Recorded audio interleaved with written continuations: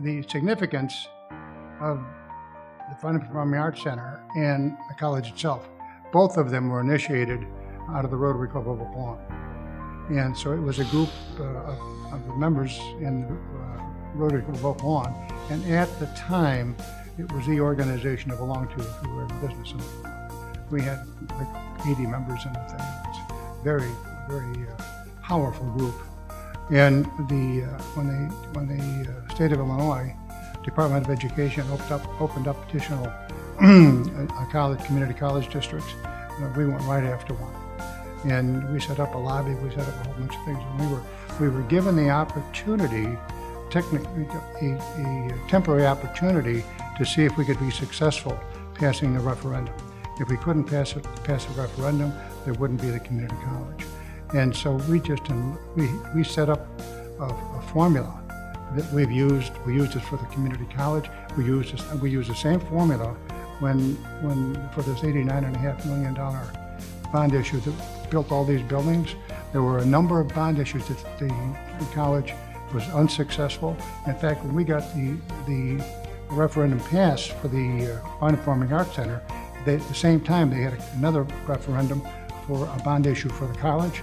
That failed and ours succeeded way in it. I mean, it wasn't even close.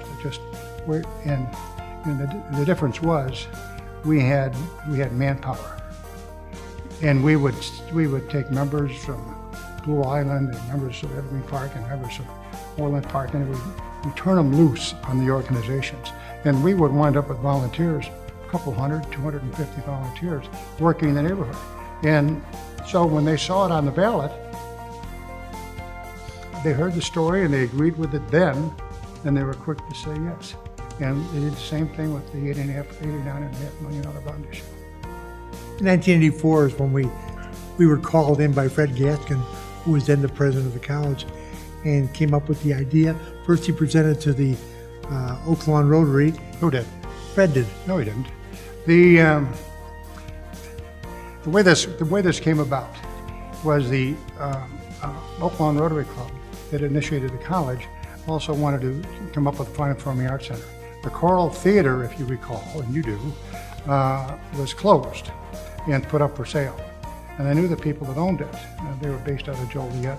And so I thought, gee, what a perfect opportunity. My mother being a concert pianist, me being involved in the arts as a young kid growing up, I thought, gee, what a great opportunity, because nothing was around the southwest side. And we can buy the Choral Theater and make a Fine Performing Arts Center out of it. Everybody in the Rotary Club thought it was a great idea. We get into the negotiations, and a developer came along and doubled the price. And we couldn't afford it, so we failed. We didn't fail, we just quit. And then from there we tried the Oakland Park District, but that turned out not to be successful for us. So with that, one of the guys I was working closely with, Joe McCarthy, who was the Democratic committeeman for Worth Township, he and I came out to see Fred Gaskin, and we set up the afternoon to discuss it. We made the presentation on the Fine and Performing Arts Center to him, and he instantly said, we've been talking about that here, and we didn't know how to get it done. But I'm telling you, with you guys behind it, it will get done. And he said, but now in order to fund it, we can't fund it through any of the foundation, out of the college funds. We'll have to create a foundation and set up a fundraising program for it. And so he went out about setting up the foundation. And Fred came to me and said, want to be on the foundation board? And I said, yes. He said, okay, you're the president. And that was supposed to be for 2 years, and I ended up being on it for 20 years. Well, the first thing I think we tried to do was, the focus was to build a Fine and Performing Arts Center, because we had a couple of fundraisers, and it was a nun at St. Xavier's High School, St. Xavier's College, who referred to the southwest side as a cultural wasteland. And that became our mantra for the first 3 or 4 years when we were out trying to raise money, because we wanted to prove her wrong. And we went all over the area. We talked to citizens group, we talked to high school groups, we talked to everybody to tell them about what was coming. And what was coming was the Fine and Performing Arts Center. So that's how it started. We got some design architects to come up with a budget for us. and the budget was $11 million to get it done, hence the bond issue. And they selected an architectural firm out of Downers Grove. They did a design.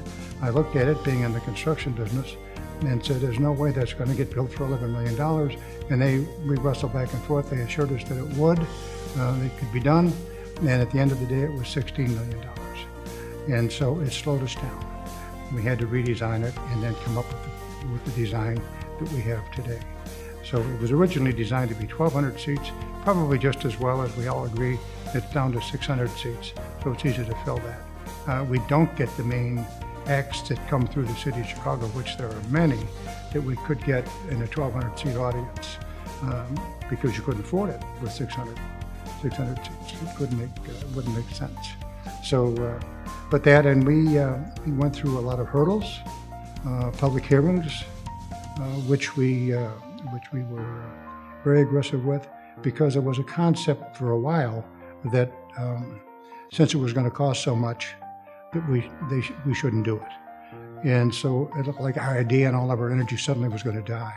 And we wrestled and fought to get a redesign in the building, and we monitored it closer with the second redesign.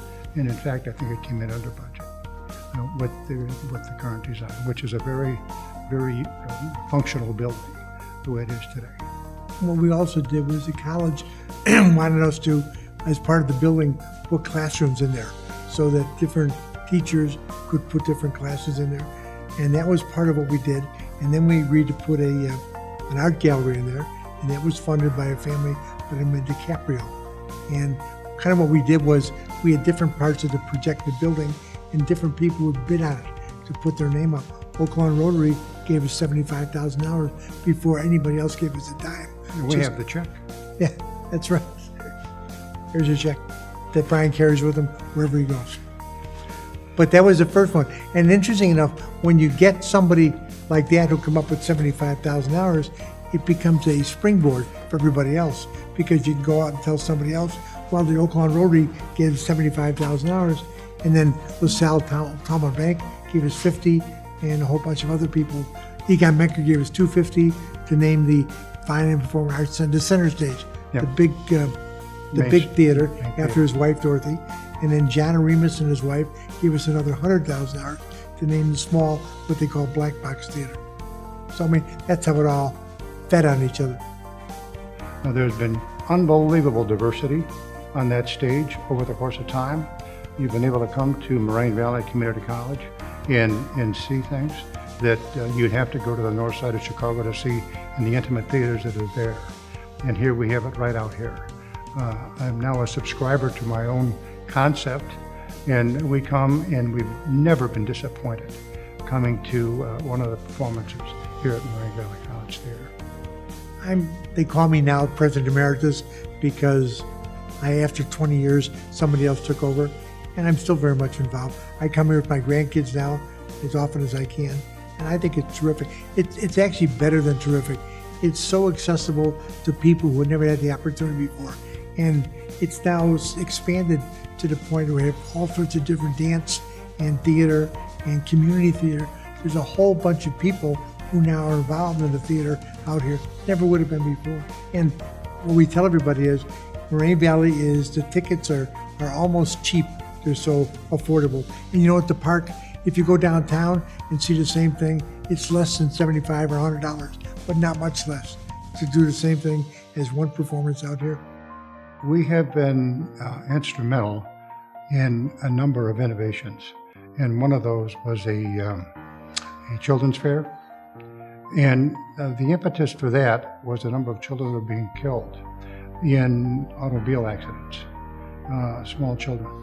And the constant comments being made that people were buying the car seats because they were now mandatory. They didn't understand how to install them, and there were a number of things that were just not being done right. The focus of the children's fair, which expanded, which is almost every time we've taken any project on, we'll have a core and then watch it grow. And this one grew to a number of things that were very interesting to the children that came. There were buses from other the far ends of our district. We had a stunningly diversified audience when we did that, and we had the Palos Hills Police Department looking at every car seat. If they found one that was not approved, they would take it out and put a new one in free. And so those are some of the things which we paid for, and those are some of the things that we did. Wait a minute, a lady on the board who was also vice president here at the school, Irene Brody, was the mayor of Robbins. And when we talked about the children's fair, she used to tell us about the fact that the kids from her community never came over here. Not only because it's a long way, but because it's a foreign concept. So we started busing kids in from Robbins just to get them a chance to be over here. And somebody, me or Brian or somebody, would always pay for the buses to bring the kids over here. Never had a problem, never had a difficulty with all the mixture of kids, because quite frankly, as we all know now, if you don't teach kids to hate each other, they don't, they all like each other. So these kids were wonderful. And we had, what was the Wienermobile. We had the Wienermobile. Oh, yeah, the Oscar Mayer Wienermobile. And then we had helicopter rides for kids here. It was, and it got bigger and bigger and bigger all the time. We did it for, about 3 or 4 years.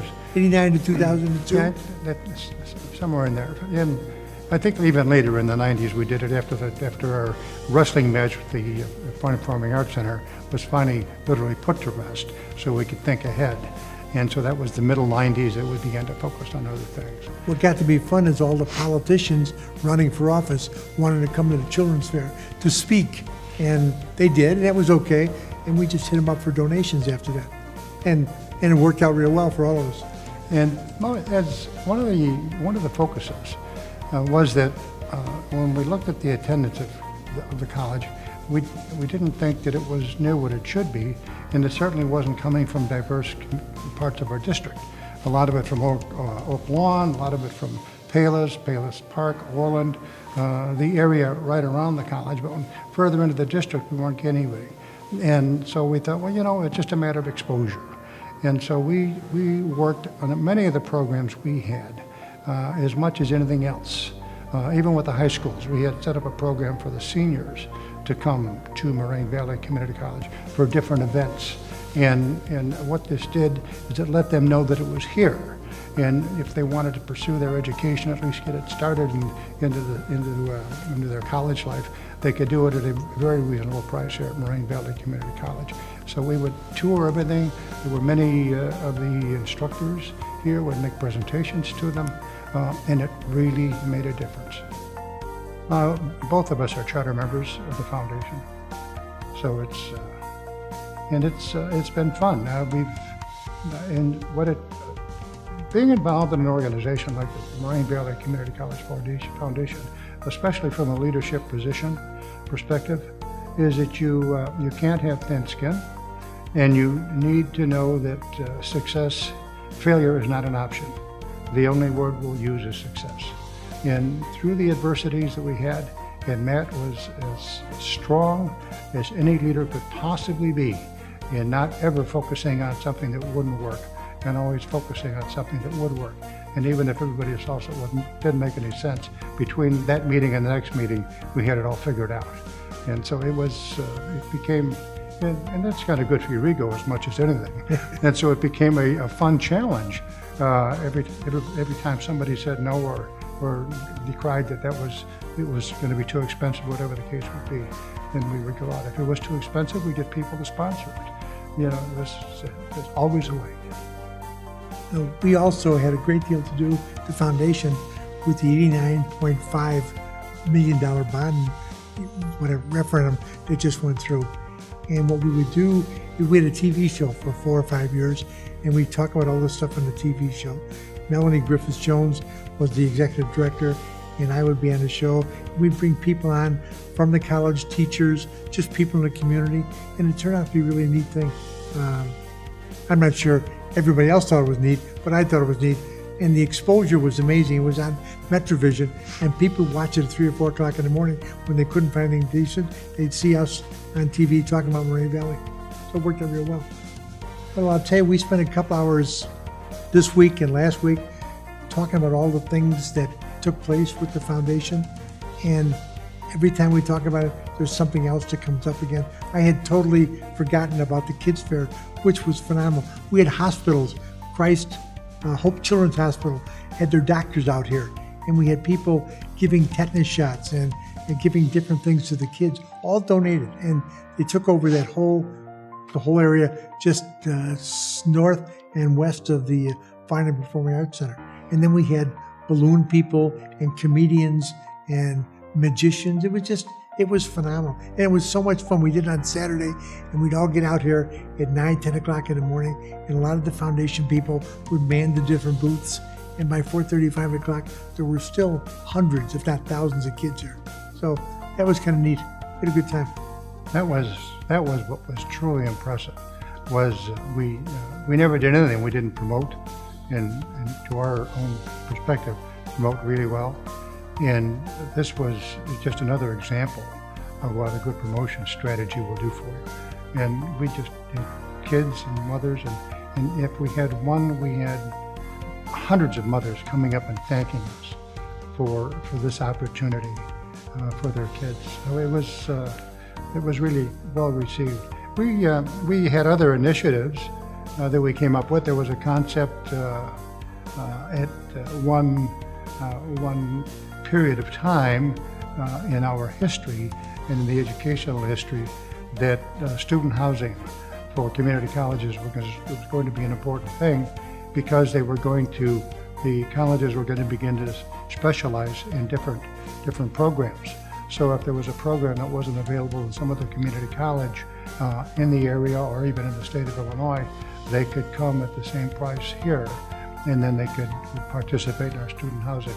But when we did more research, Joliet Junior College, as an example, saw what we were doing and always tried to compete with us, which was fun. And they got their student housing in before we did. And they had a myriad of issues with it that proved to us that while the idea and the concept was really perfect, the execution was going to be just too arduous and too expensive.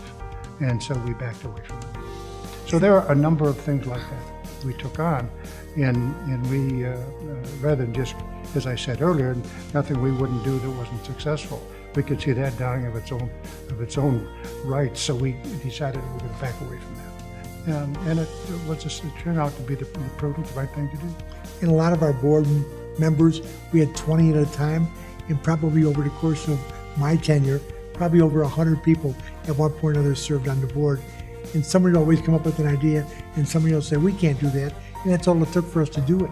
All you had to do is say you can't do it, and we would do it. And we'd find the money to do it, and we had the manpower to do it, and the woman power to do it. And it was one thing just fed on the other. It got to be a challenge, and every challenge we took, we handled, and we did real well with it. And more importantly, I suppose, for the college, we kept making money and getting exposure for the college. And quite frankly, the enrollment tremendously increased during the time we were there. I'm not sure it was all because of us, but certainly a lot of it had to do with the foundation.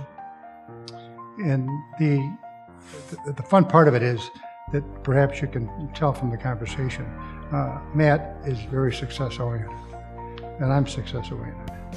Many people are problem-oriented. They bury themselves in the problem rather than looking for the way to succeed. And I hope they never get caught in the middle of a lake and have to drown, rather than just swim to shore. But the other thing about that is there would be many members that would join the board, and they were just constantly negative about everything. And we didn't ask them to leave, but they would just realize that this was not their element, and they would leave and go find someplace else to complain about things. But we had a very cohesive board. And again, I can't say enough about Matt Walsh's leadership skills, his administration, his inclusiveness, and everybody. And when you join the Rain Valley Community College board, it wasn't a come to a meeting every couple of months, write it down in your resume that you were there, and go home and forget what you did. We were busy. We were always busy doing something. And so if you belong to our board, you better be prepared to grab a hold of the laboring oar, because you are certainly going to be asked to do that. Some of the things we did, we had golf outings every year that raised a great deal of money. We had a driving range on campus that raised a whole bunch of money for us. We had all sorts of different ideas that people came up with, and every one of them turned out to be terrific, wonderful. And we included everybody on the board.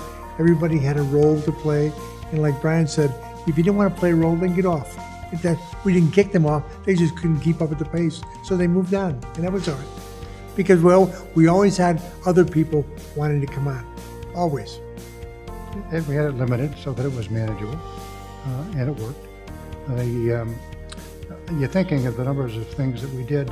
We would have gourmet dinners, major events. We had a dinner at the Sabre Room. I think we wound up getting 1,200 people there. It was just amazing. And we had, along with other things, we had Franz Bentler, who was one of the most well-known, for sure, in Chicago and Scotland area, but even nationwide violinists. And he had a whole troupe of violinists that he basically was part of what he did.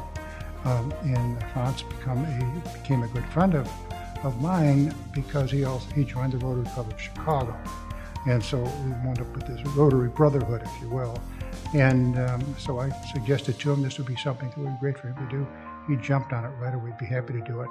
I'm not sure he charged us anything for that. And he had violins just strolling through the audience or through the tables that particular evening. And it was, we would tie auctions to it, silent auctions to it, sometimes regular live auctions. And people just became motivated to participate in something so successful. And the focus, always the focus was, it isn't necessarily about you, but it's about your children, and as importantly, about your grandchildren. And that's what you're doing today. And you must think ahead.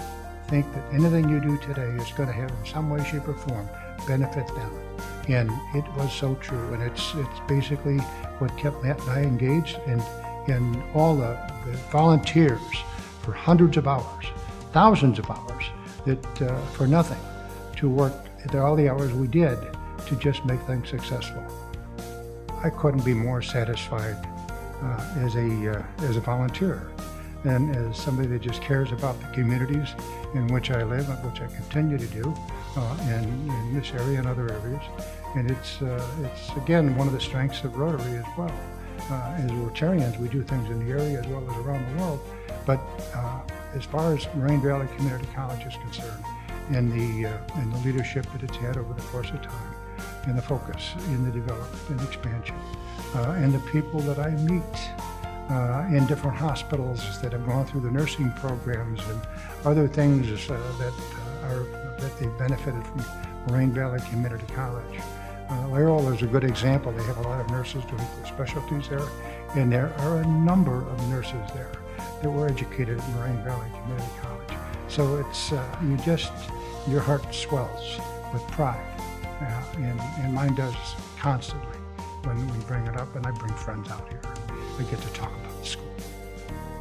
I think what was exciting for me was getting together with people I'd never met before from all different walks of life, from all different parts of our community, and they all sit down on a Monday night or Tuesday night for 2 or 3 hours and brainstorm and come up with the most interesting ideas as to what to do, what not to do, and nobody ever said no. Just some people said, I don't think it'll work, but nobody ever said they wouldn't participate. And as the college got bigger and more impressive, we kind of rode the whole thing out here.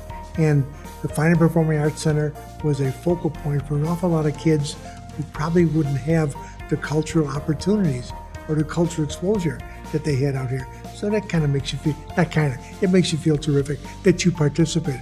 And it wasn't us, but there were a whole bunch of other people that did as much, if not more, than we did. But it all just came together.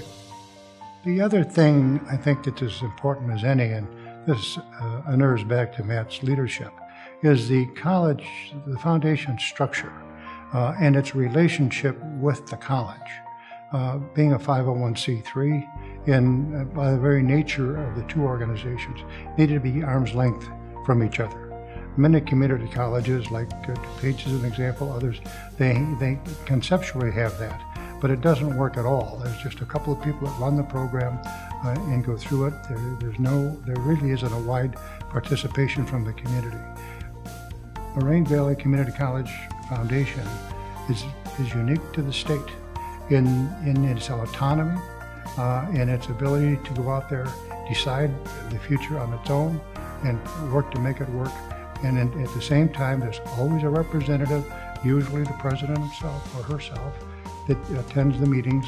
And so there's no surprises to anyone. But we are able to do things that the college in of itself would not be able to do. I guess I appreciate this opportunity to keep talking about the college. Even though my participation has waned over the years, I'm still thrilled about the college. I've got grandkids now, and it's so nice to bring them over here and show them the college. And Brian can tell you, when we've seen pictures of what it was when there were just Quonset huts out here. And people used to go, they couldn't go to school in the wintertime because there's no heat.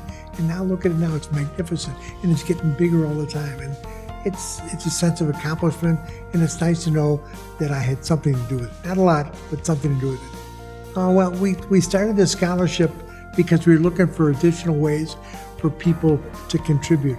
Because some people don't like the Fine and Performing Arts Center, they don't go to it, they don't want to participate. But everybody likes the idea of raising money for scholarships.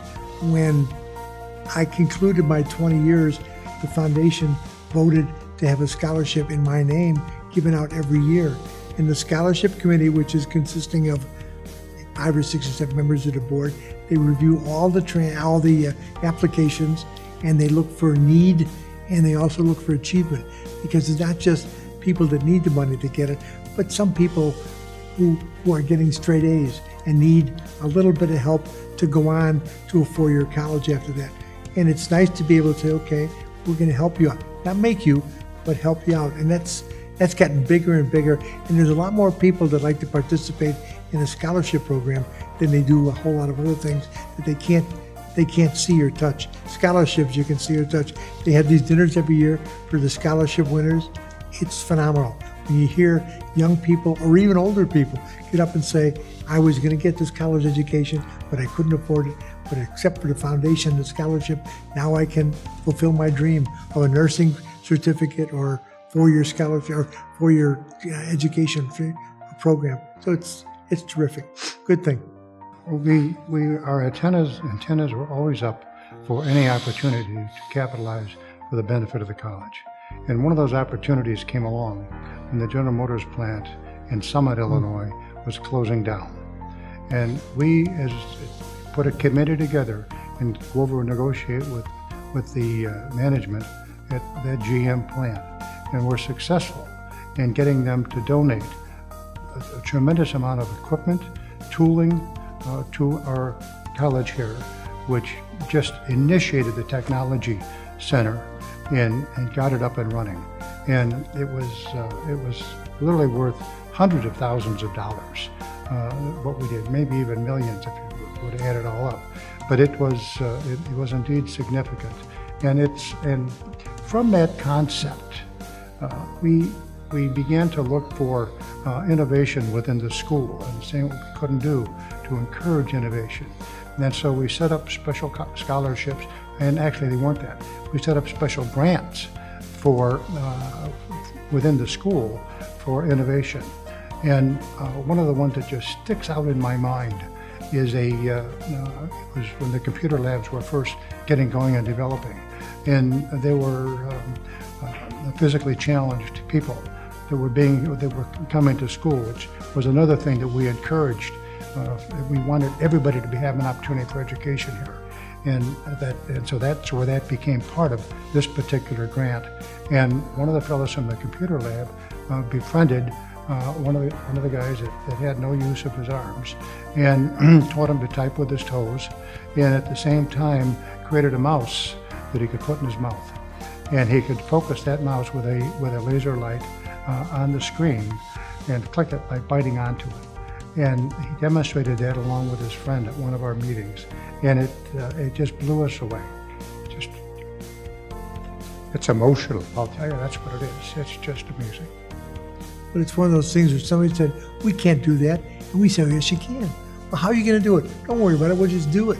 And sometimes we'd agree to do it before we know how we're going to do it, but it just motivated us to go ahead and do it because we said we could do it, and we did do it. Matt and I talk about it often, that how totally proud we are for a quiet behind-the-scenes participation in the success of Moraine Valley Community College, for whatever part we played. And it's just a good feeling to go through life with. And so that's a major part of it. And as I said before, when I meet people that have gotten their education here, going to school here, it's just a kick to hear their stories and see what they're doing with that education. One last thing real quick. We had developed so much clout with what we were doing and so much influence. When the college would say, you can't do a kids fair, that's never going to work. And we say, yeah, we can do a kids fair. How are you going to do it? We'll just do it. We'll get this participation, that person, and then we just did it. And then the thing had a life of its own, which is what happened with a lot of the things. You try things that nobody's ever tried before. We had so much space here before they did all this building, and the driving range, the golf driving range, was on a swamp. And we got somebody to give us nets and put up telephone poles to keep the golf balls from bouncing off the homes in the area. And we made a whole bunch of money. Every year from April until October, we made a lot of money, and a lot of people came out and learned how to golf. We had Gordon Rice, who managed the thing, and Gordon was a semi-pro golfer, and he would teach people how to golf. And the whole world found out about it. And for a long time, we were the only game in town. We were the only golf driving range, and then everybody else jumped on it. But for the 3 or 4 or 5 years we had it, it was phenomenal. Oh, no, in fact, I'll tell you, that goes right back to another program. With it being open to the public, it was another draw of people to come to the community college. And everything we did, every focus we had, was bring people to the college, bring them here. Well, we don't want to go someplace else and talk about the college. We want them to come here and we'll talk about the college. And with that exposure, that awareness of what was right in their back door in many cases. So that's what it was. So that's, yes, indeed. We used to go out to places like Worth and Alsop and talk about Moraine Valley College. They didn't know what was here. They really didn't know what was even here. They didn't know how many classes they had. They had no idea about a junior college, what that meant. And we went out to functions and to Rotaries and to all sorts of different organizations, and all of us individually would stand up and tell people about the college. And people would say, my God, I didn't know it was there. So now everybody knows it's here. Now it's worldwide and it's nationwide. And we got more international students in the last couple of years than we ever had before, which means international companies, international countries know about Moraine Valley because of the exchange program we have. So it just keeps growing. It reminds me early on of, we would make these presentations and people would ask, where is Moraine Valley? Not referring to the school at all, but this valley that they wanted to go see. That is called Moraine. They didn't know where it was. And so that was part of the entertainment of using anecdotal things that would take place. And there were many like that because they just had no idea. And in some cases, this was 10, 15, 20 years after the school was here. They were still not aware of it.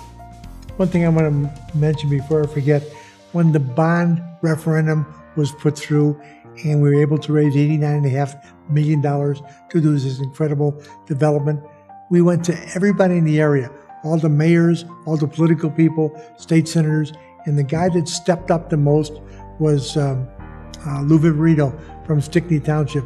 More votes came in positive for the referendum than anywhere else in the district. And that doesn't mean the other people weren't interested, but Viverito, whose wife was on the foundation board for years, went out and not only beat the drum, he was a state senator, he stood up in all sorts of groups and told them how important it was because the people in his neighborhood had more use for a college than the people in Palos Heights or Palos Park who could afford to send their kids to 4 universities.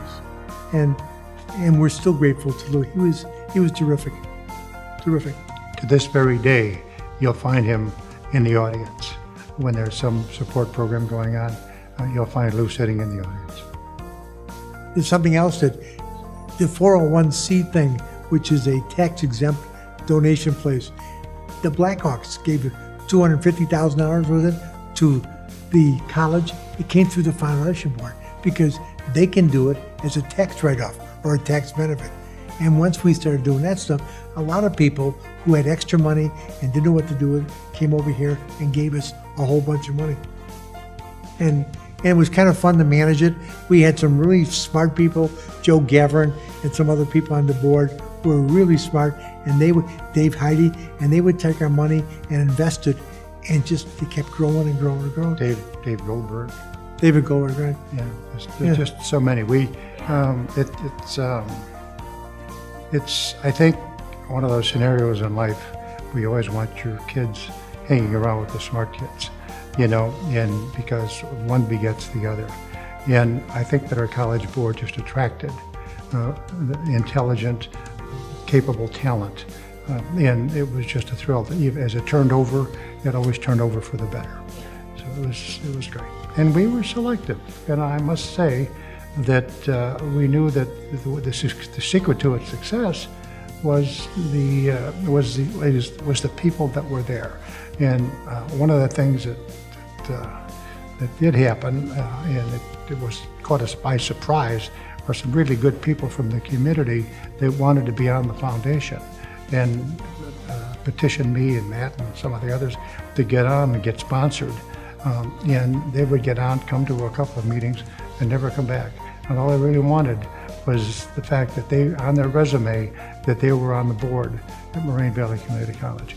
And I'll tell you, it just flattened our hearts to think that for all we put in, that they would use it for that. And so that's the politics of life. First of all, we had too many people, and if you get a board that's bigger than 20, it becomes really difficult to maintain or manage the time. And then other people, they come on the board and we'd say, okay, where's your donation? And they didn't have a donation. So we said, well, you'll have to get off the board. We got to get somebody else coming in. And that didn't happen frequently, but it happened enough, and we all agreed that you come on the board to raise money or to bring money in. Otherwise, go someplace else. And we were very upfront about that. Yeah. There was no secret to the fact that you're obviously committing to fund and or help fund. And if you weren't able to bring the cash in, you better demonstrate your ability to make it happen. And we had a vetting process, if you will, and it worked. And our success, I think, of so many things is a case in point.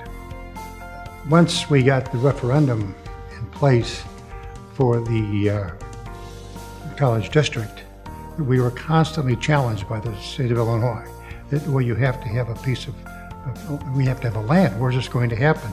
Within your district. So you've got to demonstrate to us that you're really ready to not only win the award to get it, but to move forward and get it done. And we're going to give you so much time to get that done. And so we accepted that challenge as well.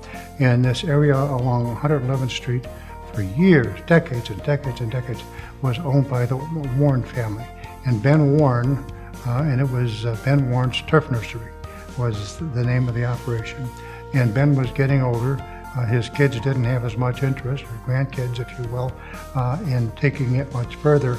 So he was ready to fold up his tent and move on to some more peaceful place with the rest of his life.